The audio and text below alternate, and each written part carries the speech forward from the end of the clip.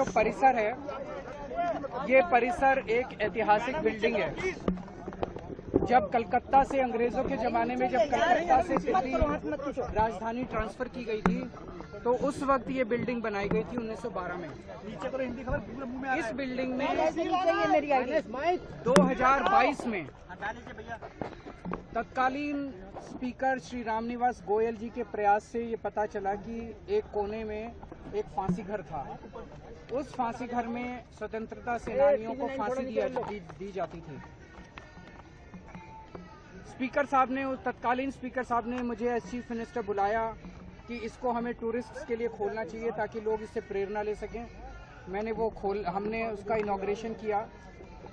अब जब से इनकी सरकार आई है, ये साबित करने में लगे हुए हैं कि वो फांसी घर नहीं था, वो टिफिन रूम था। मैं समझता हूं कि स्वतंत्रता सेनानियों का इससे बड़ा अपमान नहीं हो सकता। इनके पास आज विधानसभा में मेरे को बुलाया गया था ये कहने के लिए कि साबित करो वो फांसी घर था। तो मैंने कहा वो उस टाइम के स्पीकर साहब ने सारी जांच करने के बाद किया था, लेकिन मैंने कहा आप ये मेरे को बताइए कि आपके पास क्या सबूत है कि टिफिन रूम था, ये फांसी। इनके पास कोई सबूत नहीं। तो इसका मतलब ये जानबूझ के स्वतंत्रता सेनानियों का अपमान करने के लिए उसको फांसी घर नहीं था ये साबित करने में लगे हुए हैं, और वो टिफिन रूम था ये साबित करने में लगे। पर मेरा अपना ये कहना है, आज जब से बीजेपी की सरकार आई है 1 साल से, मैंने अंदर इनको यही कहा। मैंने कहा दिल्ली का बुरा हाल हुआ पड़ा है, दिल्ली वाले रो रहे हैं, दिल्ली वाले वापस आम आदमी पार्टी की सरकार को याद कर रहे हैं।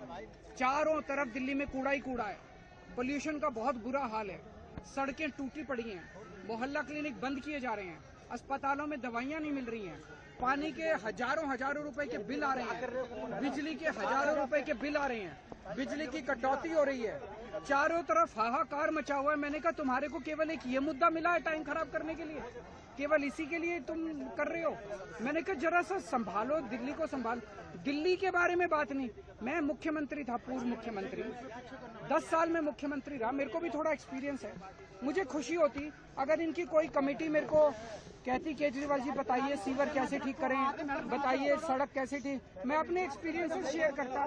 मेरे को इससे कोई लेना देना किसकी सरकार है, मैं तो चाहता हूँ कि दिल्ली सुधरे, लेकिन इनको दिल्ली चलानी ही नहीं है, इनका मकसद ही नहीं है दिल्ली, केवल राजनीति करना है। और सबसे बड़ा दुख मेरे को इस बात का हुआ कि स्वतंत्रता सेनानियों को जब फांसी दी जाती थी, ऐसे स्थान को ये लोग ये साबित करने में लगे हुए हैं कि वो फांसी घर नहीं है और वो टिफिन रूम है।